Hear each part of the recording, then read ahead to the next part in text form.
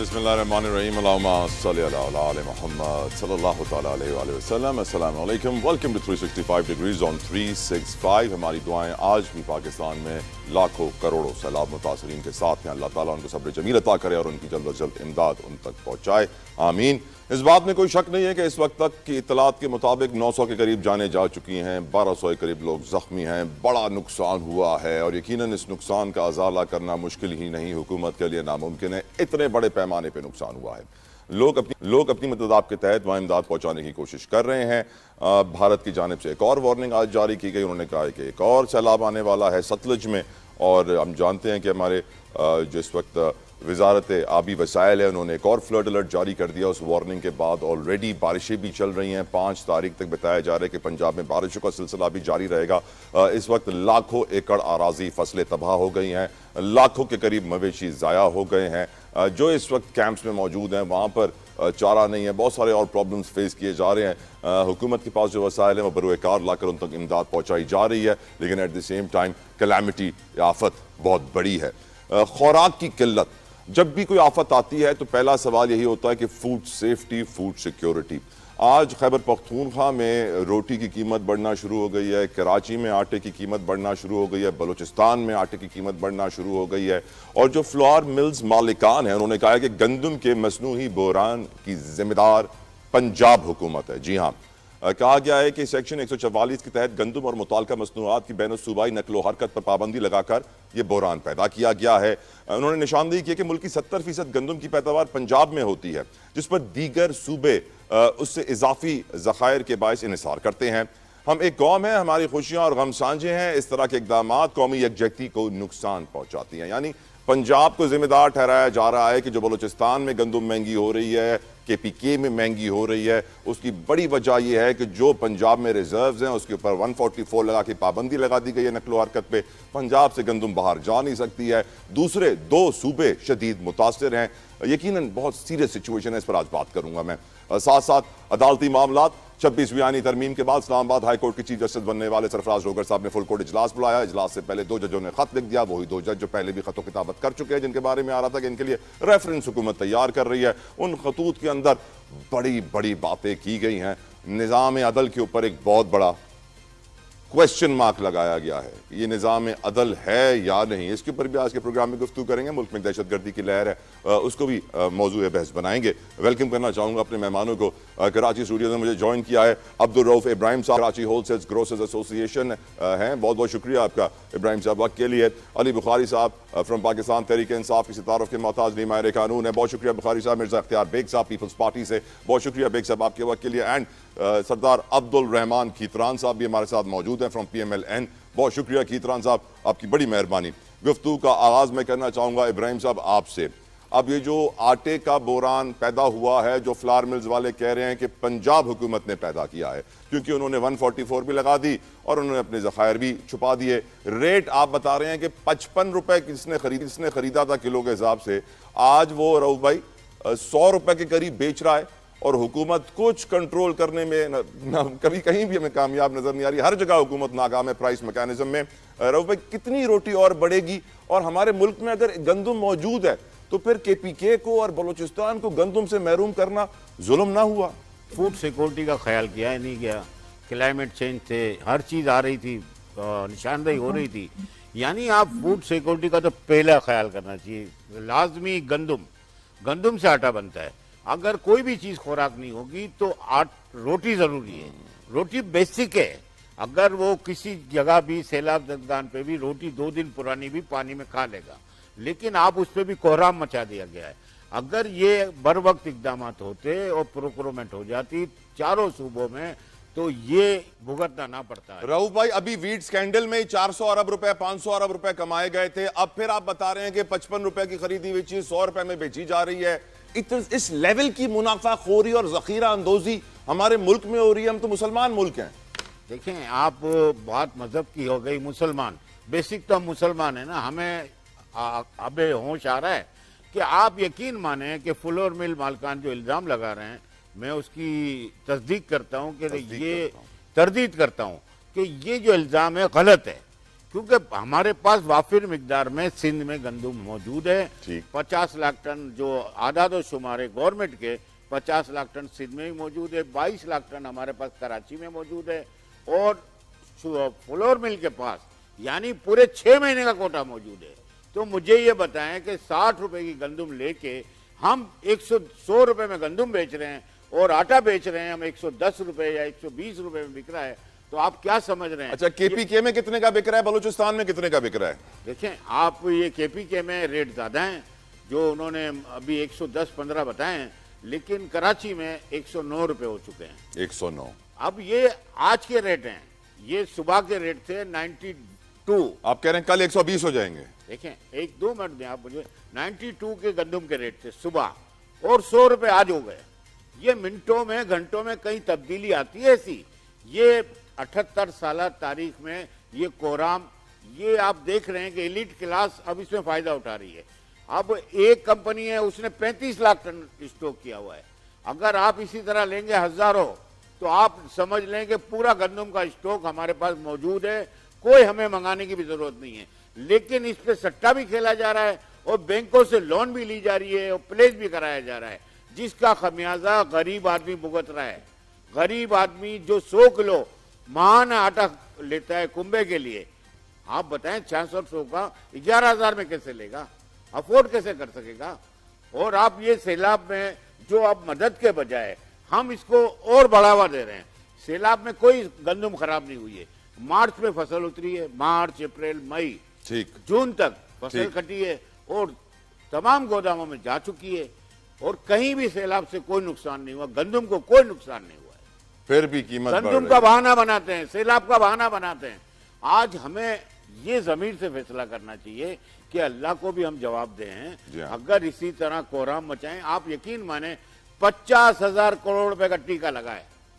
ये बहुत बड़ा टीका है। 1000 करोड़ बहुत बड़ा टीका है सर, बहुत बड़ा टीका है। आप क्रॉप देखें, सबसे बड़ा क्रॉप गंदम का होता है जो 33 मिलियन .50 का होता है।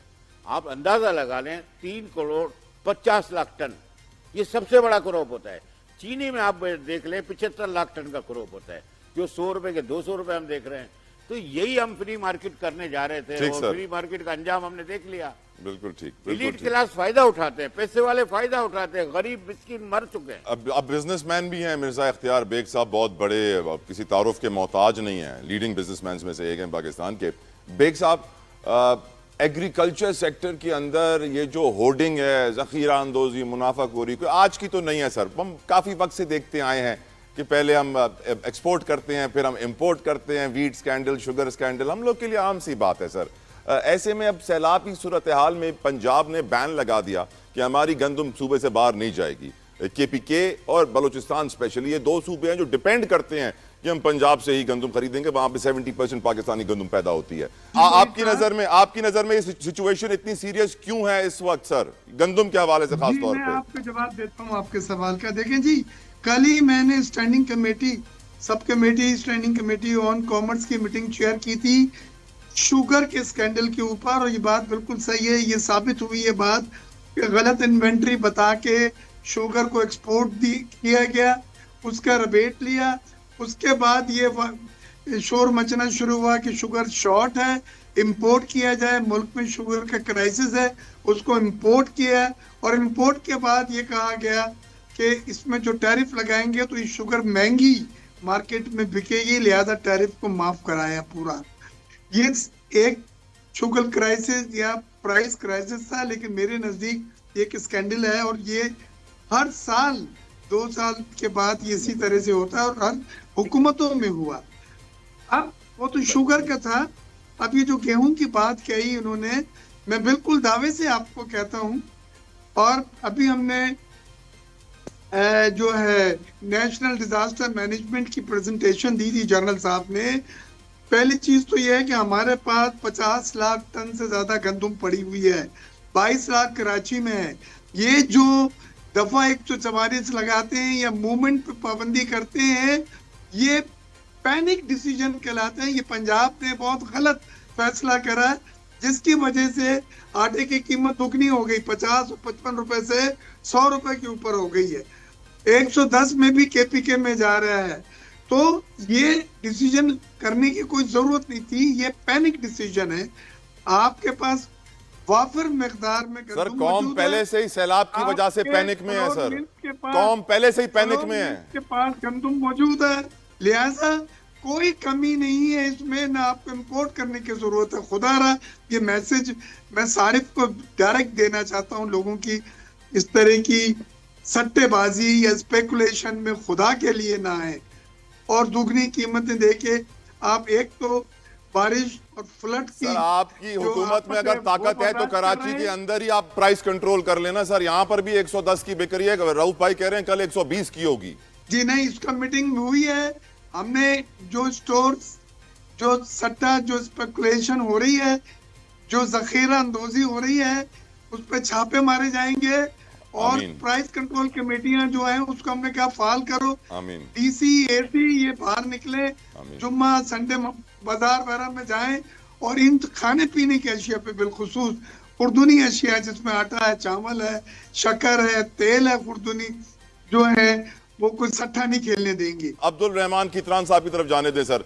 बलूचिस्तान में सर आटे की क्या सूरत हाल है खीतरान साहब? वहां पर भी रेट सुना है कि 110 के करीब पहुंच चुका है, बल्कि शायद ज्यादा है वहां पे।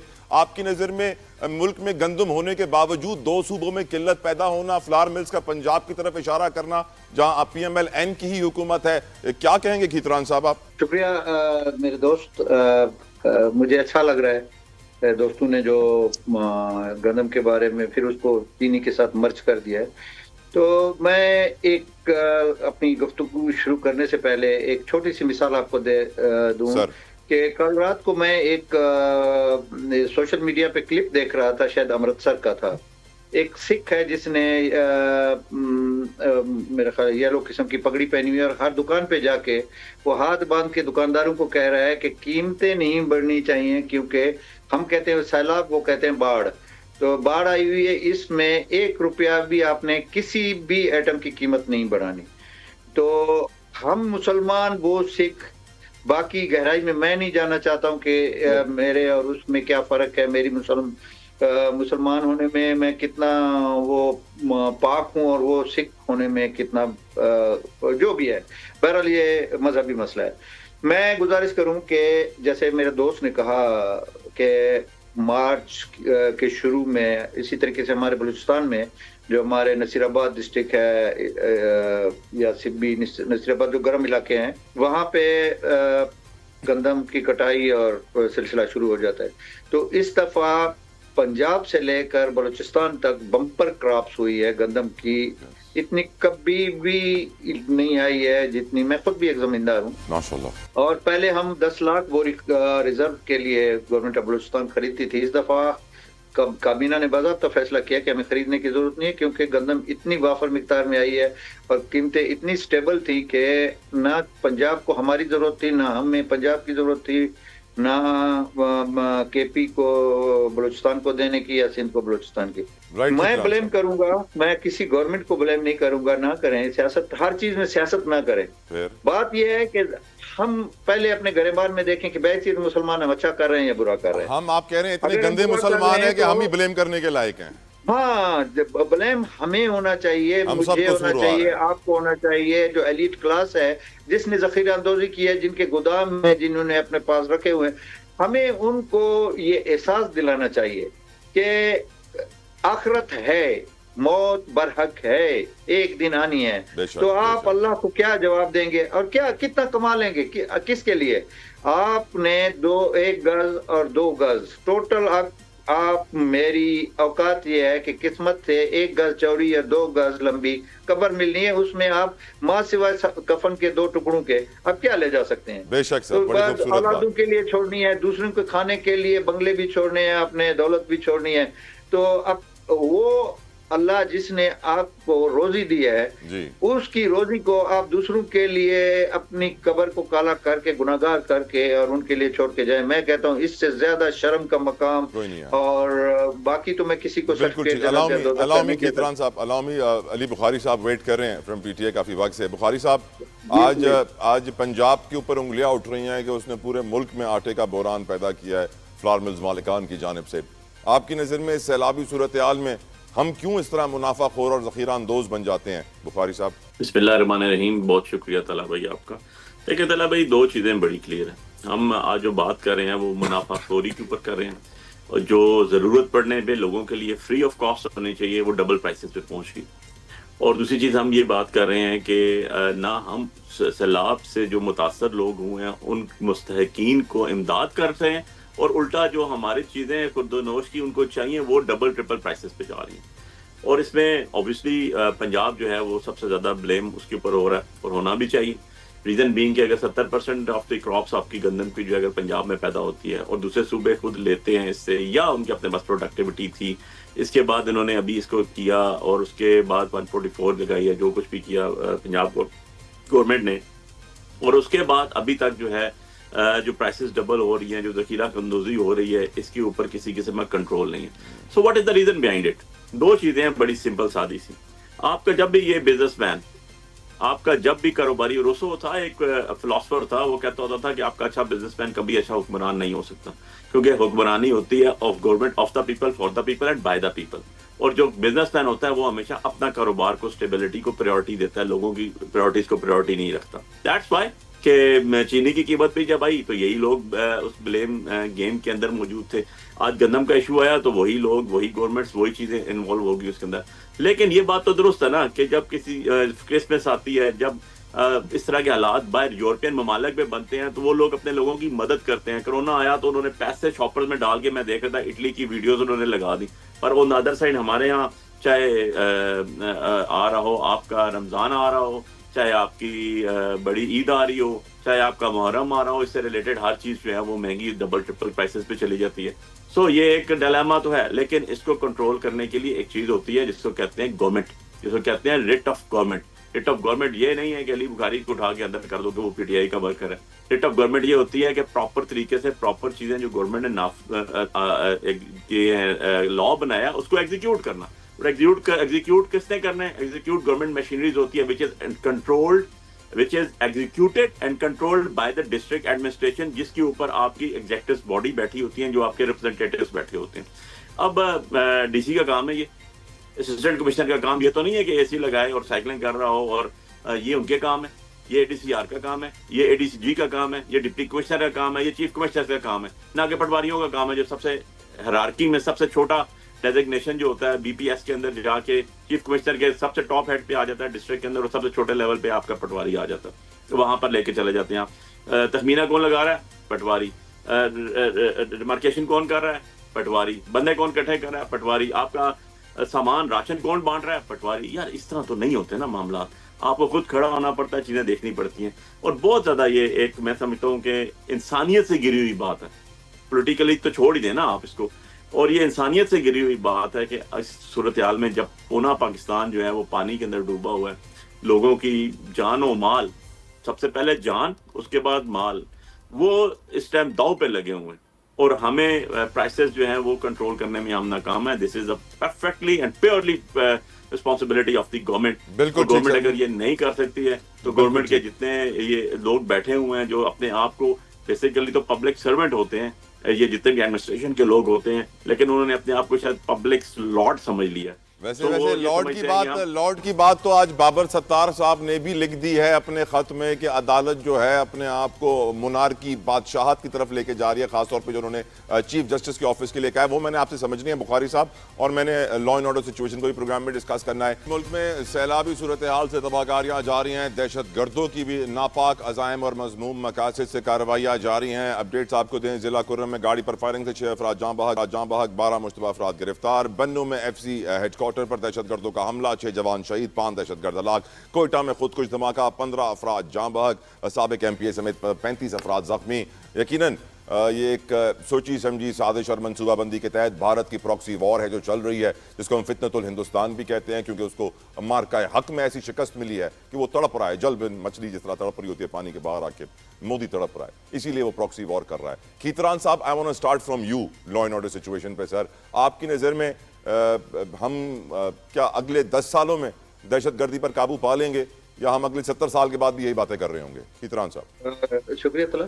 ऐसा है कि आपने दो चीजें मर्ज की हैं। एक तो सैलाब की तबाहकारियां हैं और वो भी इंडिया की तरफ से है, और खासकर मेरा सूबा तो बहुत ज्यादा मुतासर है। खिदमतुल हिंदुस्तान जो उनके पेड मतलब है वो लोग हैं जिन मेरे पास कुछ मवाद है। मैं कभी आपके आपके आप मुझे अगर अपना नंबर भेजेंगे, मैं वो गुफ्तगू इनकी जो अफगानिस्तान से बैठ के या इंग्लैंड से बैठ के वो कर रहे हैं, अपने लोगों को पैसे पहुंचा रहे हैं, हथियार पहुंचा रहे हैं, वो मेरे पास उनकी बाज़ाब्ता रिकॉर्डिंग है। तो मैं आपके साथ जरूर तलसम प्लीज शेयर करूंगा। प्लीज। ये फितनतुल हिंदुस्तान जो अपने को फ्रीडम फाइटर कहते हैं, जो कहते हैं कि हम आज़ाद बलूचिस्तान की बात करते हैं या बलूचों की बात करते हैं, इनकी बलूचियत कितनी है, मैं जरूर आपके साथ ये वो कुछ रिकॉर्डिंग है मेरे पास। 100% वो रिकॉर्डिंग हैं। मैं जिम्मेदारी से आपके चैनल के जरिए कह रहा हूं कि मैं वो आपके साथ शेयर करूंगा।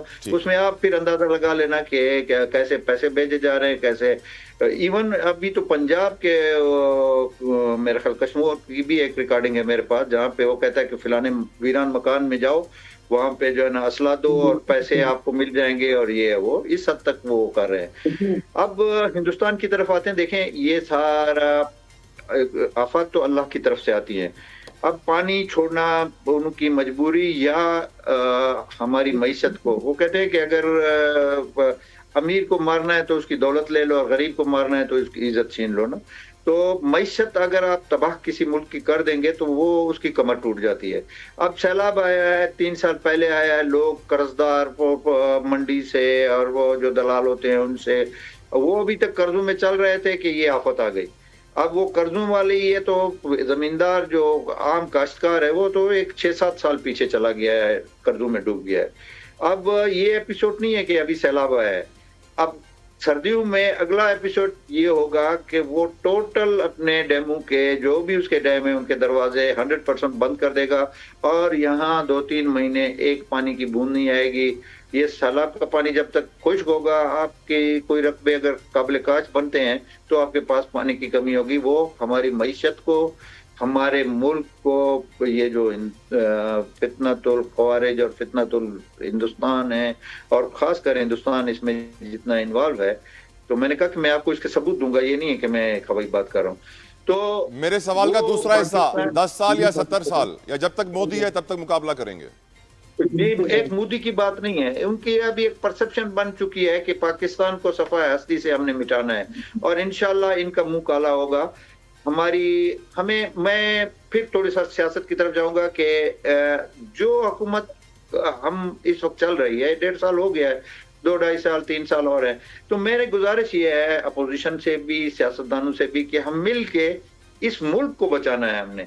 ये नहीं है कि मैं वजीर आजम हूँ, आप वजीर आजम नहीं है, आप अपोजिशन लीडर हैं, मैं अपोजिशन लीडर हूँ, आप वजीर आजम। अब इस खेल से हमको निकल के सिर्फ और सिर्फ एक चीज सोचनी चाहिए जिसका नाम है पाकिस्तान, और हमने पाकिस्तान को एक खुद मुख्तियार रियासत बनाना है। और इसकी मईशत की मैं तो इस के ये कहूंगा अल्फाज में कि जो छुरे इसकी कमर में घोंपे जा रहे हैं, हमने वो छुरे अपने हाथों पे लेके इसकी कमर बचानी है, ताकि ये पाकिस्तान अपने पांव पे खड़ा हो और इन इन इन इन दुश्मनों का मुकाबला कर सके। और वो हम ऑन बोर्ड सारे इकट्ठे होंगे तो अगर हम एक दूसरे को ब्लेम गेम करते रहेंगे कि जी बीबी मरियम की गवर्नमेंट इधर ये कर रही है तो शहबाज शरीफ की गवर्नमेंट ये कर रही है, हम इधर से उठे कि केपी में जो है ना वजीर आला ये कर रहा है, सिंध का जो है ना पीपल पार्टी की हुकूमत है ये करे, तो ये फिर न साथ है न 70 है। फिर जब तक पाकिस्तान जिंदा है हमारे साथ यही होता रहेगा और होता रहा है। बिल्कुल ठीक सर। बुखारी साहब, दहशतगर्दी पे आपकी राय सर इस वक्त? देखिए तला भाई, पिछले कुछ 25 साल से, मैं अगर 2000 के बाद से स्टार्ट कर दूं, तो हम ऑफ एंड ऑन दहशतगर्दी की लपेट में रहे हैं, ये एक रियलिटी है। और अगर उससे थोड़ा सा पीछे ले जाऊं, जब हम स्कूल पढ़ते होते थे और 90 की दहाई स्टार्ट हुई और एंड ऑफ 80s, तो हमने उस टाइम देखा था कि जब अफगान वॉर हो रही थी तो पाकिस्तान में कुछ कल्चर नए नए आए थे, जो हम कुछ बुजुर्गों से सुना, कुछ हमने खुद देखा, जिनमें पजारो कल्चर आया, जिनमें क्लशनकोफ आई, जिसके अंदर जो है वो बॉम्ब आया, जिसके अंदर ड्रग्स आई। ये सारी की सारी 80s की दहाई के बाद आई, और हम लोग जब स्कूल में थे और 90s स्टार्ट हो गया और कॉलेज में गए तो ये चीज़ें अपनी अरूज पे थी। और उसके बाद एक्स्ट्रा जुडिशल किलिंग्स आई, और देन सेक्रेटेरियन वायलेंस आया, और सेक्रेटेरियन वायलेंस के बाद लोग भाग जाते थे अफगानिस्तान। हमने अफगानिस्तान वॉर लड़ी, हमने एक चीज बड़ी क्लियर है और मैं बड़ा उस पर कन्विंस्ड हूँ, जो हमारे लीडर इमरान खान साहब कहते होते हैं कि हमने दूसरों की जंगें लड़ी और दूसरों की जंग लड़ते लड़ते हमने अपने घर को मैदान जंग बना दिया। अब इसको सॉल्व कैसे करना है? इसको सॉल्व करने का कोई जो है ना रॉकेट साइंस नहीं है तल्ला भाई मेरे नजदीक। हम जो चीज लिखते हैं ना ऑन पेपर, हम उसको एग्जीक्यूट कर दें तो हर चीज जो है वो हो जाएगी। For example army public school का इशू आया वो 2014 में, और एक पूरा नेशनल एक्शन प्लान बना। आप जरा 2014 और आज 2025 आ गई है, 11 साल गुजर गए हैं, क्या हमने उस नेशनल एक्शन प्लान को इसकी ओरिजिनल लेटर एंड स्पिरिट में एग्जीक्यूट किया? नहीं किया। जवाब है नहीं। हमने नेक्टा बना दिया, हमने अरबों रुपए के एक इंस्टीट्यूशन बना दिया और फिर उसके हेड लगा के किसी आईजी को बैठा देते हैं पुलिस में से। हमने पढ़े लिखे लोग, हमने जो कंप्यूटर एक्सपर्ट्स लोग हैं, आईटी स्पेशलिस्ट लोग हैं, हमने जो इलेक्ट्रॉनिक डिवाइसेस थी उसमें लेकर ही नहीं गए। उनकी रिपोर्ट आई, आज वो भी एक सब अदारा बन के रह गया जिसको वहां भेजना, वहां पे कमोडेट कर दें। सो बात यह है कि जब तक ये सारी चीजें हम दुरुस्त नहीं करेंगे और हमारी अपनी सिम्त दुरुस्त नहीं होगी, हमारी अपनी डायरेक्शन दुरुस्त नहीं होगी। देखें दुनिया में इंडिया हमारा मुखालिफ मुल्क है, तो इंडिया क्यों चाहेगा कि आप जो है वो बहुत सक्सेसफुल मुल्क बन जाए और बड़ा एक सुपर पावर बन जाए और बहुत खुशहाल हो जाए? वो तो अपनी अतुल इम्कान कोशिश करेगा कि आपको डैमेज करें। आपने अपने आप को बचाना है, आपने अपने इश्यूज जो है वो इन हाउस जो आपके इश्यूज हैं उनको सही करना है, उनको खुद इस्लाह करनी है। आपने अपने लोग, अगर आपका डीसी सुबह आता नहीं है टाइम पे, 10 बजे सो के उठ के आता है, उसको एक आम फैम आदमी मिल नहीं सकता, अंदर जा नहीं सकता, जिसने सारे लोगों के मसाइल हल करने हैं, जो एक डिस्ट्रिक्ट का इंचार्ज बैठा हुआ है। तो आपने अपने ये जो आपका केडर है, या जो आपका ये जो CSS सिस्टम है, या जो आपका ये क्लास सारी की सारी जिसको हम ब्यूरोक्रेसी कहते हैं, इनके अंदर इस्लाह आपने करनी है ना, कोई बाहर से आके तो नहीं करेगा। आपकी सारी बात को अगर मैं लपेटूं सर, तो बातें करोड़ों की और दुकान पकौड़ों की, आप ये कह रहे हैं। आगे बढ़ते हैं, exactly. आगे बढ़ते हैं, आगे बढ़ते हैं। सर इजाजत देना बुखारी साहब, बेग साहब की तरफ जाने दें। बेग साहब, आपकी नजर में दहशतगर्दी का हल? सर दहशतगर्दी की वजूहात की तरफ हमें जाना होगा।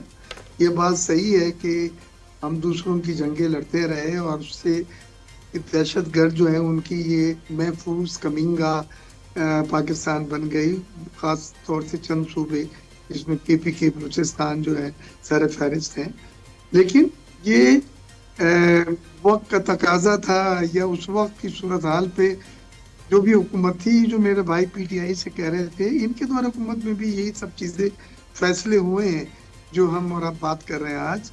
तो इसमें किसी को ब्लेम नहीं करना, लेकिन अब दहशतगर्दी का लिए जब नेशनल एक्शन प्लान बनाया गया था 2014 में, उस प्लान को अमल दरामद करना, और वो बड़ा वेल थॉट ऑफ एक प्रोग्राम था जिसमें दहशतगर्दों पे पाबंदी थी, उन्हें अफगानिस्तान के जो है यहाँ पे तालिबान वापस भेजना था, वगैरह वगैरह। लेकिन आपने ये देखा कि नेशनल एक्शन प्लान के ऊपर अमल दरामद नहीं करने दिया, और उसके ऊपर सियासी दबाव, मुख्तलिफ कंप्रोमाइजेस, समझौते होने के बाद यह हुआ कि वो नेशनल एक्शन प्लान इस ट्रू लेटर एंड स्पिरिट तला नहीं उस पर अमल जो दरामद है वो किया जा सका।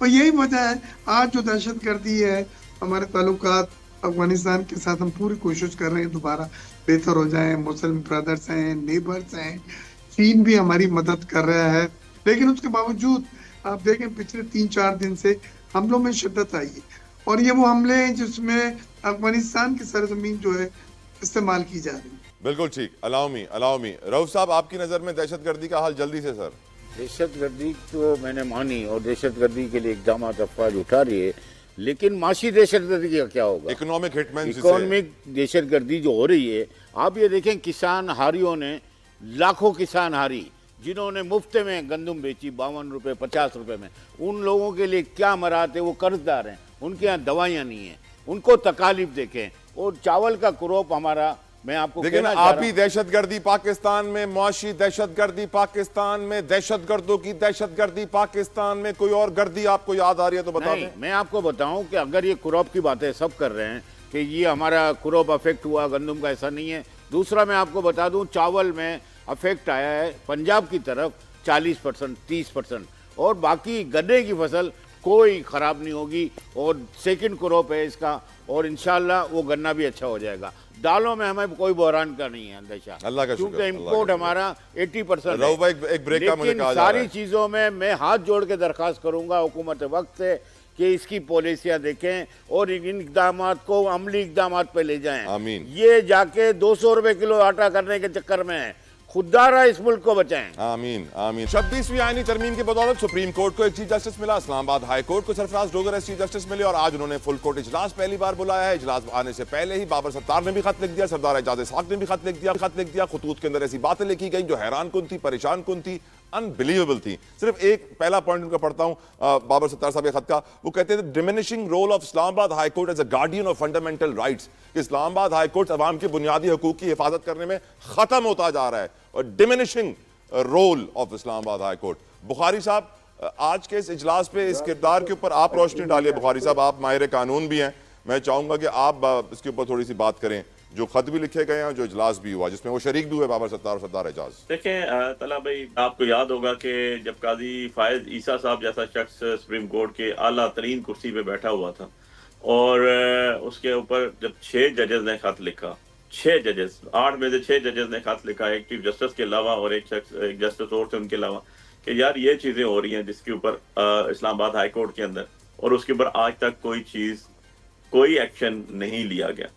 वो तो वहां से स्टार्ट हुआ और आज तक आ गया। मैं तो आफरीन है और सलाम पेश करता हूँ उन जजेस को जिन्होंने वो 6 जजेस ने खत भी लिखा और उसके बाद आज भी वो खत लिख रहे हैं कि उनको कोई परवाह नहीं कि उनके साथ कोई अवाम खड़ी है, कोई सियासी पार्टी खड़ी है, उनका क्या होगा क्या नहीं होगा, उनके साथ के लोगों के साथ क्या हुआ, लेकिन वो आज भी एक फर्म स्टांस लेके खड़े हुए हैं। और वो क्या है कि ऑनेस्टी का, डिग्निटी का, कि आपने बर्बादी फेर दी है हर तरफ, उसको किस तरह असलाह की जाए, और जो एक डिग्निटी थी वो खत्म हो गई। बेग साहब, आपकी तरफ आ रहा हूं। बेग साहब, जो खत लिखे गए हैं ना, उसमें एक पॉइंट बाबर सत्तार साहब का ये भी है, assumption of powers to transform chief justice's office into a monarchy। बादशाहत बना ली है इस्लामाबाद हाई कोर्ट के चीफ जस्टिस ने अपने ऑफिस को। तो यही टारगेट था 26वीं आईनी तरमीम का जो बाबर सत्तार साहब कह रहे हैं। बेग साहब, नहीं थे, मैं इनकार करूंगा। और ये ऐसे पैसिमिस्ट बातें करना मैं नहीं समझता कौम को नाउमीदी की तरफ अंधेरे में धकेलना है। आइन आपकी अपनी जगह इंटैक्ट मौजूद है, सुपीरियर अदालतें अपनी जगह काम कर रही हैं। किसी जगह आपके कोई अगर खदशात हैं, रिजर्वेशन है, तो आला उज़्मा अदालतों में आप जा सकते हैं। सर सुप्रीम कोर्ट में गए हुए हैं वो लोग, सर केस चल रहा है। हाँ, तो फिर वेट करें, इंतजार करें। सुप्रीम कोर्ट पे हर एक को, जो हमारे चीफ जस्टिस हैं वो एक नॉन कंट्रोवर्शियल जज हैं, कानूनदान हैं, और हमें पूरा उम्मीद है कि वो कभी भी कानून के ऊपर कंप्रोमाइज नहीं करेंगे। लेकिन इस तरह से बातें करना, एक तासुर ये देना कि जी मुल्क में सब चीज़ें जो हैं वो गैर कानूनी और गैर आईनी हो रही हैं, ये मैं नहीं समझता कि ये सही है। कानून अपनी जगह मौजूद है, आइन अपनी जगह मौजूद है, अदालतें काम कर रही हैं। हर जगह पे फोरम और रिमीडियल फोरम्स जो इंसाफ के हैं वो मौजूद है। खीतरान साहब, आपकी नजर में 26वीं आईनी तरमीम आपकी हुकूमत लेकर आई, अदालतों का निजाम बेहतर तो नहीं हुआ? पेंडेंसी बढ़ गई, जजेस के इख्तलाफात बढ़ गए, चीफ जस्टिस के ऑफिस को बादशाह का ऑफिस कहने जाने लगा। क्या आप यही टारगेट कर रहे थे इस तरमीम से आपकी हुकूमत, खीतरान साहब? तलत भाई, ऐसा है कि वही बात मैं फिर वापस ले जाऊंगा कि ब्लेम गेम से हम निकल आए। अब देखें, मेडिकल में एक मैंने सुना है, मैं डॉक्टर नहीं हूँ, कहते हैं कि आपके अंदर एक फौज होती है जो आपके जरासीम वगैरह हवा के साथ जाते हैं, उसको किल करते हैं। एक स्टेज पे आके वो आपस में लड़ जाते हैं और उसका जो रिजल्ट होता है, जिसको बर्स्ट बोलते हैं, सफेद दाग जिस्म पे निकल आते हैं। बात यह है कि मैं यही चाह रहा हूं, मैं यही कहना चाहता हूं। मैं 2-3 सजेशन आपको, शायद आपके प्रोग्राम का आखिरी हिस्सा है सर, 2-3 सजेशन दूंगा कि इदारों के अंदर जब लड़ाई होगी तो उसका असर अवाम पे पड़ेगा। कोई भी इदारा है, चाहे वो जुडिशरी है, एस्टेब्लिशमेंट है, या कोई भी इदारा है, वो आपस में लड़ेंगे जिस पे अवाम आंखें उधर लगा के बैठे होते हैं कि जी हमें यहाँ से इंसाफ मिलेगा या यहाँ से हमें तहफ़्फ़ुज़ मिलेगा। वो फिर वो नहीं हो सकता है। तो मेरी गुजारिश ये है कि ये जो आपके जुडिशरी है, इनके अंदर जो लड़ाइयाँ सुप्रीम कोर्ट में या इस्लामाबाद हाई कोर्ट में जो भी सिलसिला है, खत लिखना, ये करना, ये उनका इंटरनल मसला है। रोजाना जजेस साहबान एक दूसरे के साथ मिलते हैं, ये खत लिख के फिर इसको मीडिया पे दे देना कि जी हमने ये खत लिखा, ये इसका मतलब है कि एक दूसरे के जो इख्तलाफात हैं वो उसको अवाम के अंदर अपना कैश करना चाहते हैं। ये चीज गलत है। ये बैठे चीफ जस्टिस भी ऐसा ही जज है जितना जितना ऑनरेबल दूसरा चीफ जस्टिस होता है। सिर्फ फर्क ये है कि उसके पास इंतजामी इख्तियारात आ जाते हैं और चीफ कहलाता है, और जो लोअर जजिस्ट्री है उसके ट्रांसफर पोस्टिंग या डिसीजन या रोस्टम जो भी डेली उसका बनता है वो उसके इख्तियारात में आ जाता है। अदरवाइज तो इतने इख्तियारात हैं जितने एक जस्टिस दूसरे को, चाहे वो सुप्रीम कोर्ट का है या हाई कोर्ट का है। बहुत आपने अच्छी बात की थी। टाइम का मैं जल्दी से होनी चाहिए। पॉलिटिशियन जितने भी हैं हमें, कोई भी गवर्नमेंट गलत बनी है, बुरी बनी, अच्छी बनी, उसको 5 साल चलने दें। वेल सेट, बड़ी खूबसूरत बातें की हैं खीतरान साहब आपने। रऊफ भाई प्रोग्राम के इख्तिताम पर आप इंसाफ के निजाम के ऊपर अपनी राय दे दें जो अफगानिस्तान के बराबर खड़ा है। आप सेशन कोर्ट लें, हाई कोर्ट लें या सुप्रीम कोर्ट लें, सब में मुकदमात के ढेर हैं। हम सियासत में लगे हुए हैं, सियासी मुकदमात होते हैं, आपस में लड़ते रहते हैं। हम आवाम के लिए भलाई की क्यों नहीं बात कर रहे? और ये फाइलें जो बनती जा रही हैं उनको जल्द से जल्द फैसले किए जाए। बिल्कुल ठीक सर। मैं दरख्वास्त करता हूँ हाथ जोड़ के। शुक्रिया अदा करना चाहूँगा अब्दुर्रऊफ इब्राहिम साहब का, मिर्ज़ा इख्तियार बेग साहब का, अब्दुर्रऊफ खीतरान साहब का, अली बुखारी साहब का, और आखिर में सल्लल्लाहु अलैहि वसल्लम का फरमान आली शान आपके सामने रख दूँ कि जिस मुआशरे में अदल इंसाफ नहीं होगा वो कभी अपने पैरों पर खड़ा नहीं होगा, कभी तरक्की नहीं करेगा, वो कभी आगे नहीं बढ़ेगा।